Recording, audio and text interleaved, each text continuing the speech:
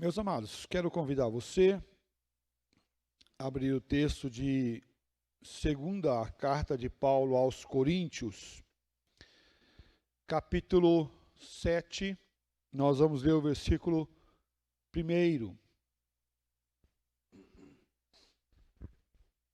Diz assim a palavra do nosso bom Deus: Tendo, pois, ó amados, tais promessas, purifiquemo-nos de toda a impureza, tanto da carne como do espírito, aperfeiçoando a nossa santidade no temor de Deus.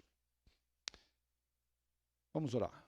Pai, pedimos que o Senhor fale conosco, Senhor, encha o nosso coração de viva esperança, de paz, de alegria, de caminhada junto com o Senhor e de despertamento para andarmos aos teus pés.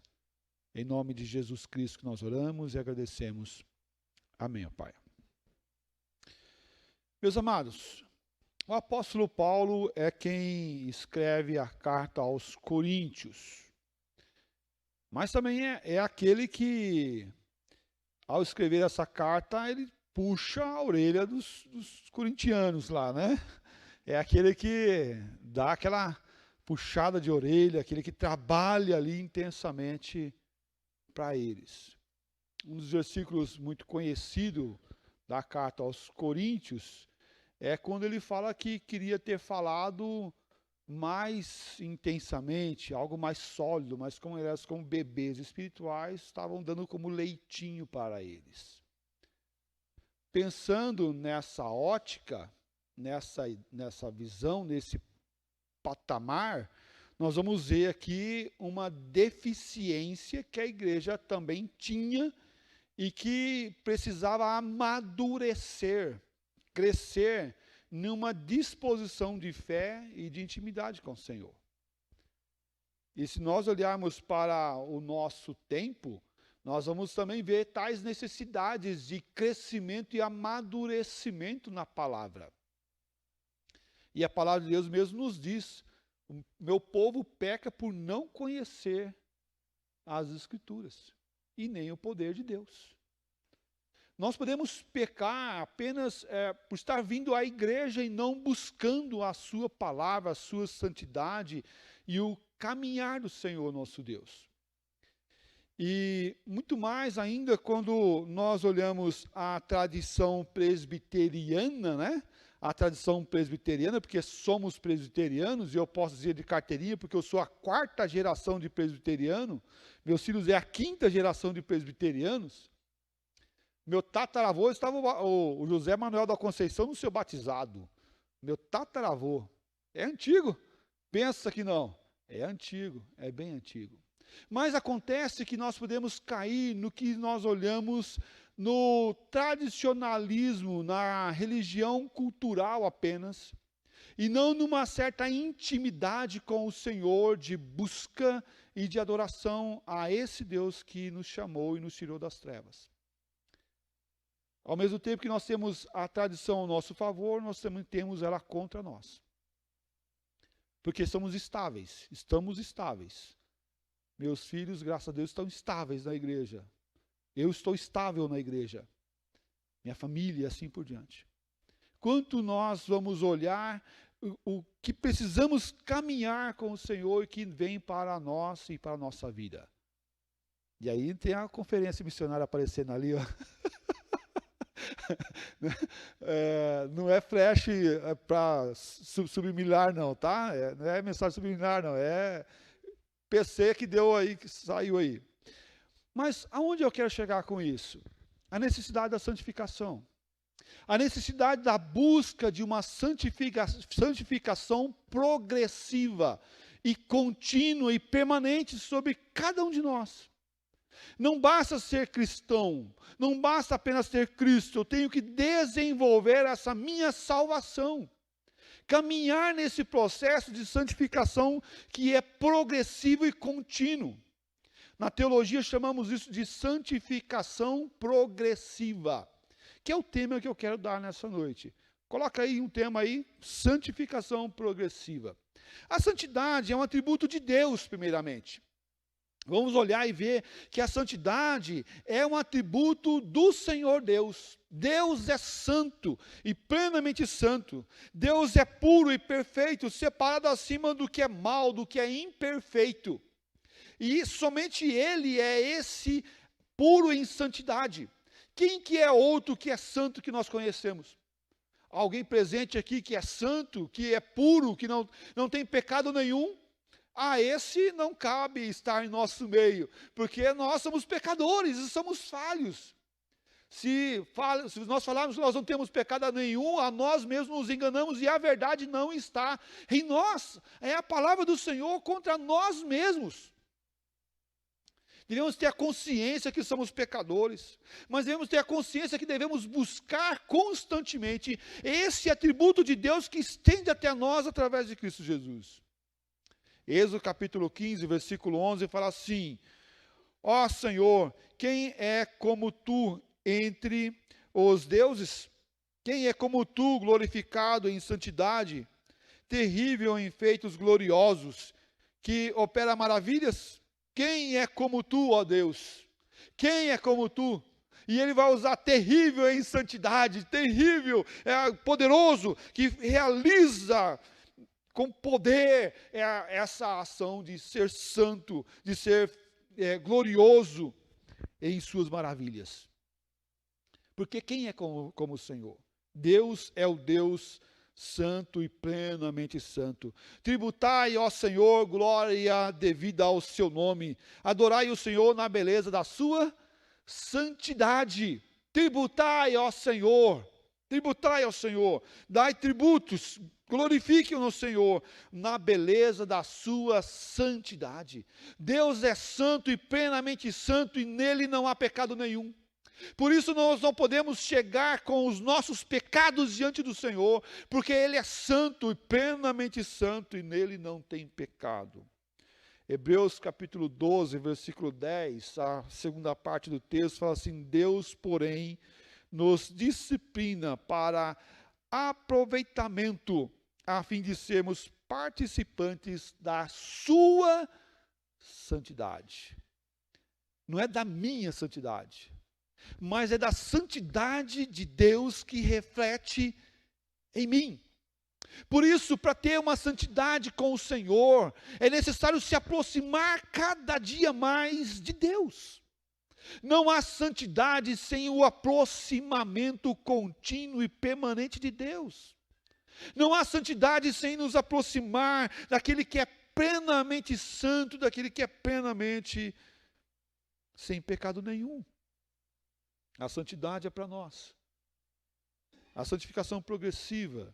E para termos essa santificação contínua em nossas vidas é necessário nos aproximar de Deus através de Cristo Jesus. Cristo Jesus é a forma a qual nos aproximamos de Deus. Ele é o nosso mediador, Ele é aquele que nos media, que nos aproxima. Nele está o ministério da reconciliação, de reconciliar com o Pai. É por meio de Cristo, sim, que temos essa viva promessa. E o texto que nós lemos, 2 Coríntios capítulo 7, versículo 1, tendo, pois, ó amado, tais promessas. Há uma ação aqui de uma promessa que nós temos dessa santidade no Senhor. Mas olha só que ele fala, que promessa é essa? Que promessa é essa? Que promessas são essas? Tendo, pois, amados, tais promessas. E ele começa o capítulo 7 com essas tais promessas. Mas citando essas promessas, aonde estão essas promessas? Esse capítulo anterior. Capítulo 6. Agora vamos ver do versículo 15 a 18. As promessas. Quais são essas promessas? E ele fala assim, que harmonia entre Cristo e o maligno? Ele está mostrando duas bases. A santidade e o pecado. Entre Cristo, o Filho de Deus enviado, e o maligno, o capiroto, o demônio, as coisas das trevas. E ele fala assim, ou que união do crente com o incrédulo? Agora ele traz a personificação dessa ideia. Cristo e o maligno, o crente e o incrédulo. Quem crê, crente é quem crê, e o incrédulo, aquele que não crê. Aquele que não crê. E ele continua. Que ligação há entre o santuário de Deus e os ídolos? Ele vai continuar a comparação para nós termos essa personificação sobre a nossa mente e os nossos pensamentos. Agora ele fala sobre o santuário, o lugar do Santo dos Santos que fazia o sacrifício de remissão dos pecados. E agora ele fala assim, que tem ligação disso com os ídolos, que é pecaminoso, que não tem santidade e que não realiza purificação de pecados. E ele continua, porque somos santuário do Deus vivente. E a comparação é porque os ídolos são deuses mortos, que não causam e não agem como efeito nenhum. Como ele próprio disse, agora está falando de Deus, a promessa começa aqui. Habitarei e andarei entre eles. Serei o seu Deus, e eles serão o meu povo. Por isso, retirai-vos do meio deles, separai-vos, diz o Senhor, não toqueis em coisas impuras,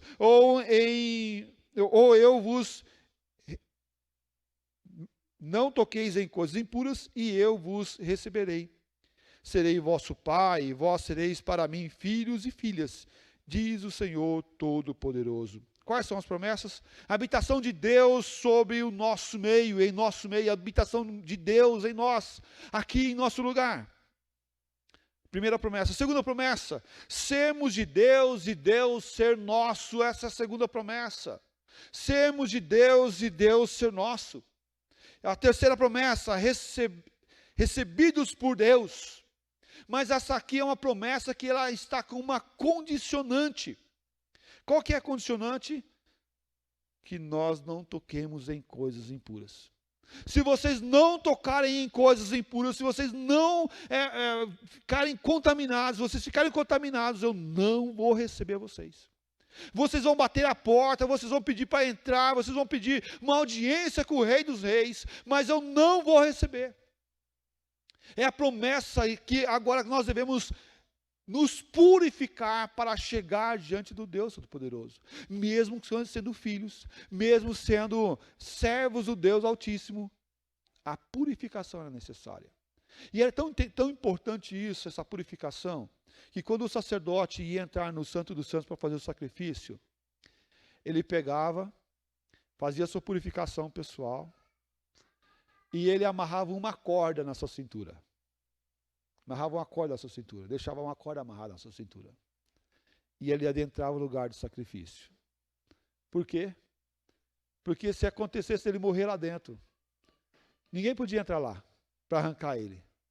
Então, hora ou outra, alguém dava um puxãozinho, né? Aí ele dava uma resposta na corda, dava uma puxadinha na corda, para saber que o cara estava vivo.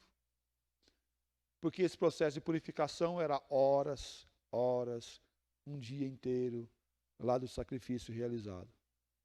E ninguém podia entrar no Santo dos Santos para realizar o sacrifício, ou até para socorrer alguém. Se tornava um sacrifício a Deus. Da mesma forma que aquela pessoa bem intencionada, quando viu a arca da aliança caindo, foi lá e tentou segurar. E ele virou um sacrifício vivo diante do Senhor. Foi consumido, porque não podia tocar na arca. Percebe o quão é importante isso? O quão é importante a purificação para chegar diante do Deus vivo.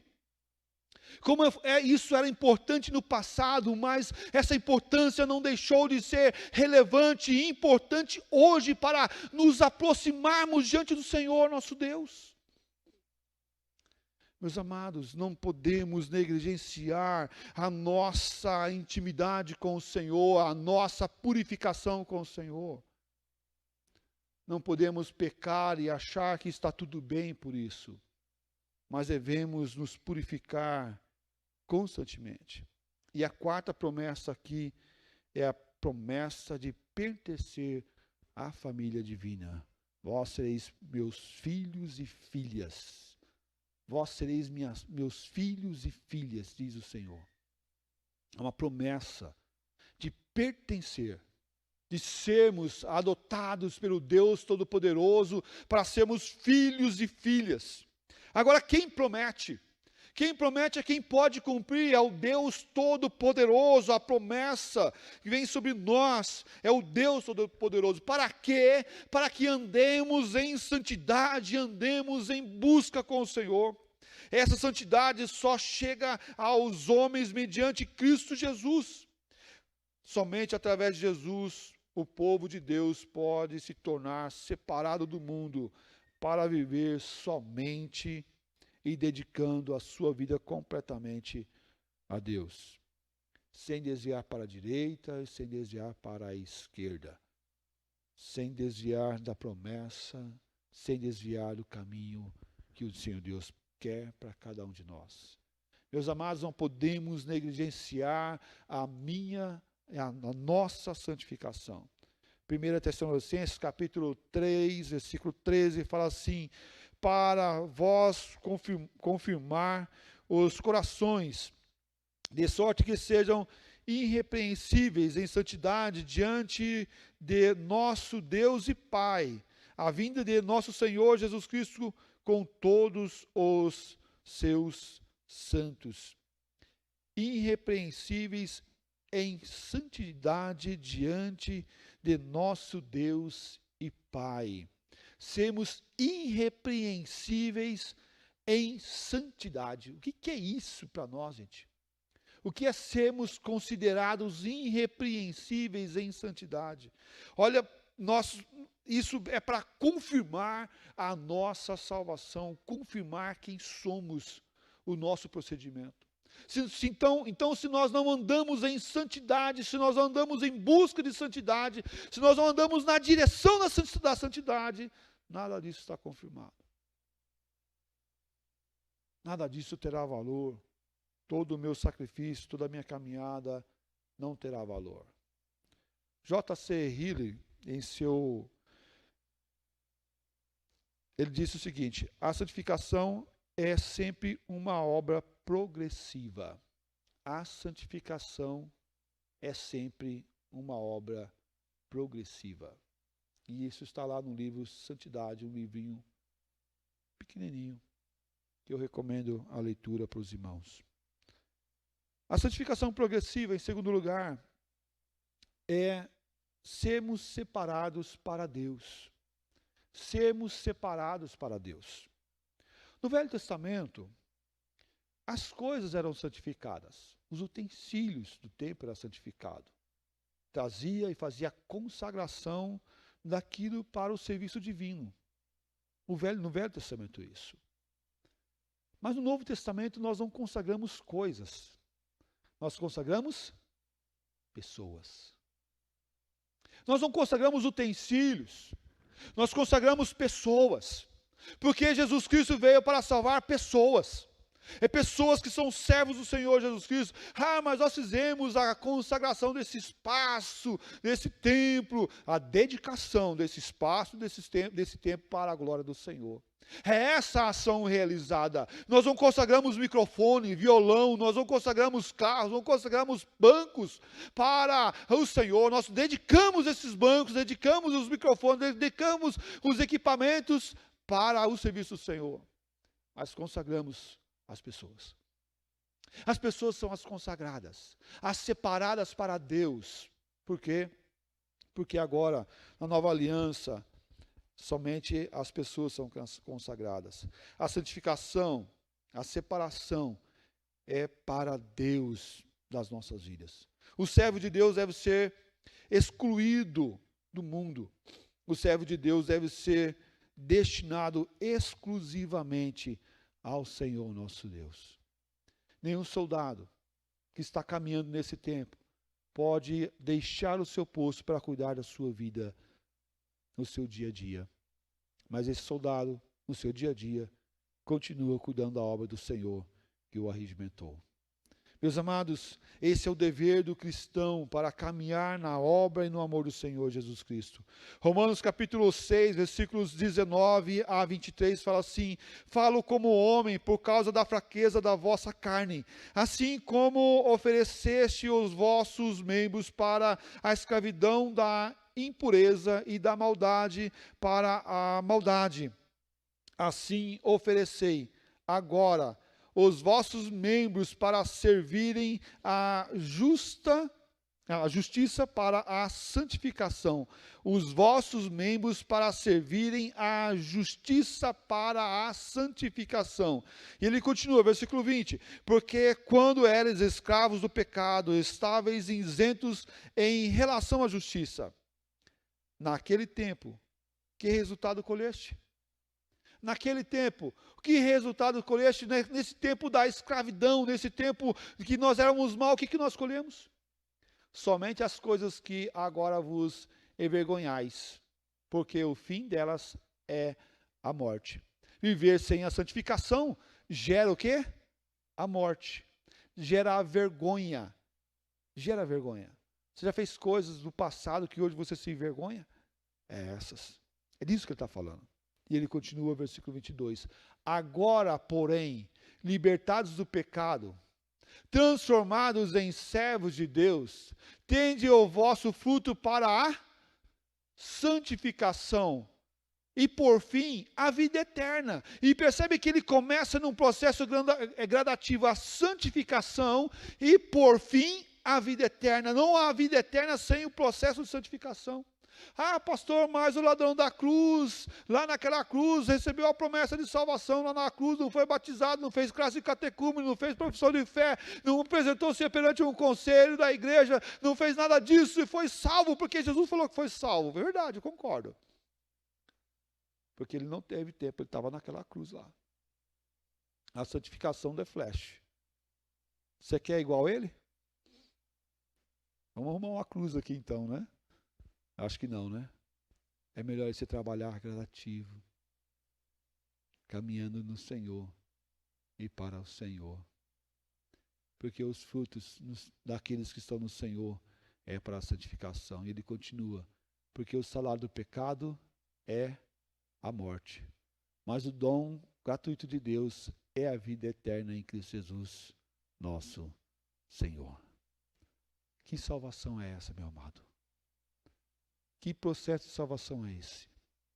Se continuemos pecando constantemente, o salário desse pecado é a morte.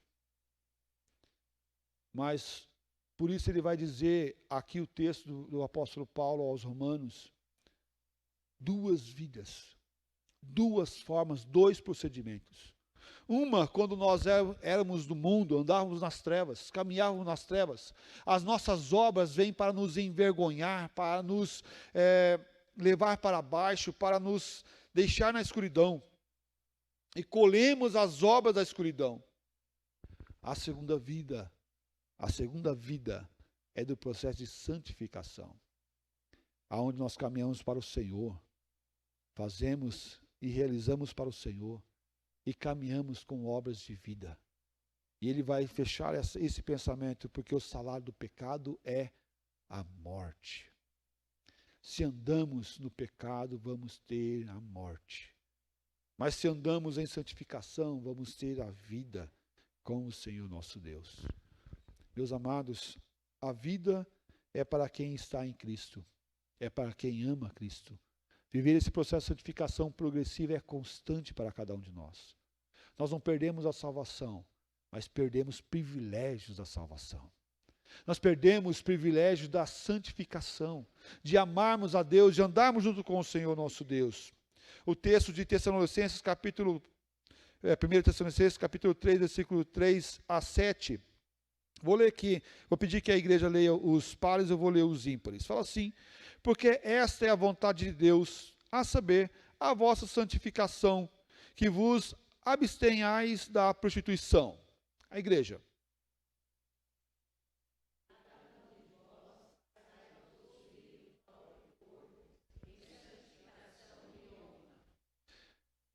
não na paixão da concupiscência, como os gentios que não conhecem a Deus.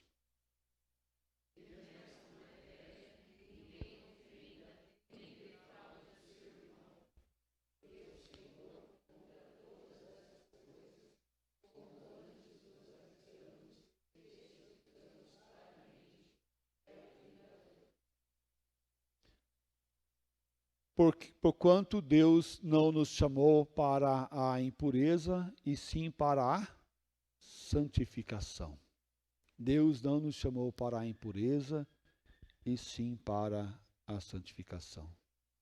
Então, se tem alguma coisa na sua vida que é impuro, que não é santo, que não é dedicado ao Senhor, deixe.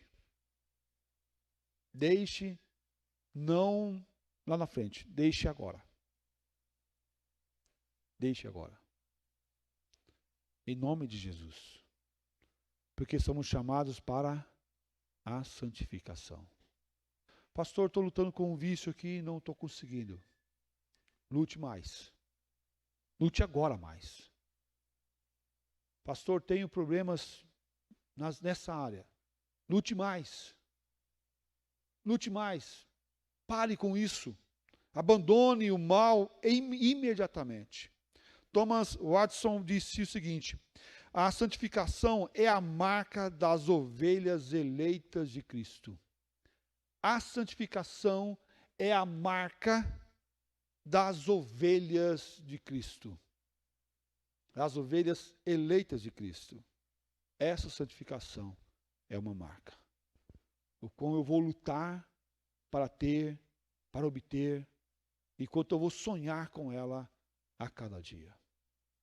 Não dá para sermos cristãos e não lutar pela nossa santificação a cada dia. O texto de Tessalonicenses, segunda a carta, 2:13, a parte B fala assim: porque Deus nos escolheu desde o princípio para a santificação do Espírito e a fé na verdade. Deus nos escolheu, Deus veio lá do trono dele e nos escolheu, lá no princípio, não quando nós nos convertemos, mas lá no princípio, para vivermos em santificação, em purificação do Espírito e na fé na verdade. Santificação progressiva, em terceiro e último lugar, deve ser exercida pela fé. Pela fé. É um processo. E para a fé. E na fé nós obtemos isso. O J.C. Hillary, no seu livro Santidade, ele fala assim: as Escrituras certamente nos ensinam que para seguir a santidade, o verdadeiro crente precisa exercer esforço pessoal e trabalho tanto quanto a fé. É necessário um esforço pessoal, tanto para ter a santificação, quanto para ter fé e o trabalho constante da vida do cristão. Mas acontece que nós lutamos para ter fé e exercitamos a fé. Lutamos para exercitar a obra do Senhor e realizar a obra do Senhor com corais, sociedades internas, SAF, o UMP, o PH, Ministério de Casais. Mas quanto estamos dedicando a nossa vida para a santificação? O quanto estamos fazendo esforço na nossa vida para nos aproximar do Senhor Deus, para receber essa imagem de Deus na minha vida e na sua vida? Quanto estamos buscando a Ele? Se é um atributo de Deus, eu tenho que buscar a Deus para ter, para obter. Se é Deus que é santo, vamos assim fazer em nome do Senhor Jesus Cristo. A verdadeira santidade não é conquistada sem a fé. Contudo, no exercício da fé, temos a oportunidade de viver a santidade que vem de Deus, a cada dia, a cada tempo. Quero concluir nossa mensagem dessa noite falando sobre os meios de graça. Pastor, mas como vamos conseguir nos aproximar do Senhor? Isso chama-se meio de graça. Meio de graça é o desenvolvimento da nossa salvação no temor e tremor diante de Deus. Porque Deus é quem efetua em nós tanto querer quanto realizar em nossas vidas e corações. 2 Pedro, capítulo 3, versículo 18, fala assim: antes crescei na graça e no conhecimento de nosso Senhor Jesus Cristo. A Ele seja a glória, tanto agora como no dia eterno. Como podemos alcançar essa santificação? Os meios de graça. E os meios de graça, particularmente, eles se dividem em duas partes. A primeira é o meio de graça por meios particulares. Particulares. É o quão eu com Deus. Pela leitura da palavra, pela oração e pela meditação. A nossa confissão de fé trabalha esses três aspectos do meio de graça particular. A leitura da palavra. Quanto você tem lido a Bíblia? Quanto você tem refletido sobre essa palavra de Deus no teu dia a dia? Você pega a Bíblia só para vir no domingo à noite, na igreja? Ou você lê ela diariamente? Segundo, quanto você tem orado, dedicado tempo de oração? Quanto você tem procurado o Senhor para orar e para dedicar no Senhor a sua vida? E terceiro, quanto você tem meditado na palavra de Deus? Sem esses três aspectos, você não vai conseguir ter a santificação necessária para uma vida de um cristão saudável. O segundo meio de graça, ele fala do meio público. O meio de graça público, que é a comunidade, a igreja. E aqui ele divide em 5 partes. A primeira delas é reunir para adorar. Quanto você tem vindo à igreja para se reunir e adorar ao Senhor nosso Deus junto com os irmãos? No meio público. A segunda, as ordenanças do Evangelho. Como você tem vivido os sacramentos, o batismo e a Santa Ceia. As ordenanças do Evangelho. As ordens dadas. Você tem se preparado para a Santa Ceia, que é algo conjunta? Você tem se preparado para o batismo? Você tem se preparado para o compromisso com o Senhor nosso Deus? Juntos? Na verdade são 4, não 5. 3. Comunhão com os irmãos e irmãs em Cristo. Como você tem vivido a comunhão com os irmãos e as irmãs em Cristo Jesus? Não me dou com ninguém.